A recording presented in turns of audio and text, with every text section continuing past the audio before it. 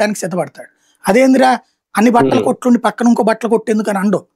ఇన్నున్నప్పుడు పక్కన ఉన్నప్పుడు అక్కడ నచ్చినప్పుడు నా దగ్గరకు వస్తారు.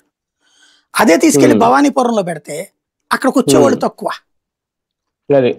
మనమైనా చూడండి హాస్పిటల్ అన్ని ఉండే ఏరియాకి వెళ్తాం. అంతే తప్పించి ఎక్కడో మారుమూల ఉన్న ఒక డాక్టర్కి తెలిస్తే వెళ్తాం తప్పించి వెళ్ళాం మామూలుగా. కూరగాయల మార్కెట్కే వెళ్తాం లేదా రైతు బజార్కే వెళ్తాం. ఒకటి కాకపోతే ఒకటి దొరుకుతుంది.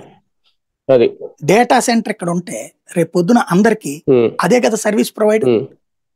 అక్కడికి వస్తారుగా రేపు పొద్దున కంపెనీల వాళ్ళు, సాఫ్ట్వేర్ వాళ్ళు, హార్డ్వేర్ వాళ్ళు. దెన్ వాళ్ళందరూ వచ్చినప్పుడు వాళ్ళకి అనుగుణంగా ఇప్పుడు మీకు హైదరాబాద్ లో ఏముంటదండి, లాజిస్టిక్స్ అనేది అతిపెద్ద బిజినెస్.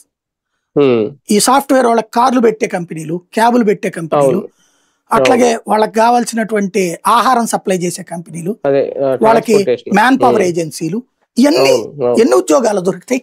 హైదరాబాద్ లో 6 లక్షల సాఫ్ట్వేర్ ఉద్యోగాలండి, 60 లక్షలు దాని మీద డిపెండ్ అయిన వాళ్ళు.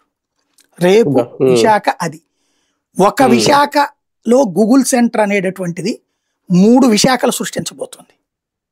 భారతదేశంలోనే కనీసం 2-3 వేల కొత్త ఇండస్ట్రీస్ కి ఇది బీజం పడబోతుంది.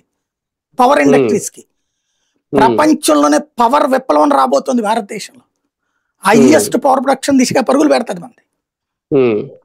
అలాగే త్వరలో మీకు ఇంకోటి తెలుసో తెలీదు, విద్యుత్ సంస్కరణలు రాబోతున్నాయి.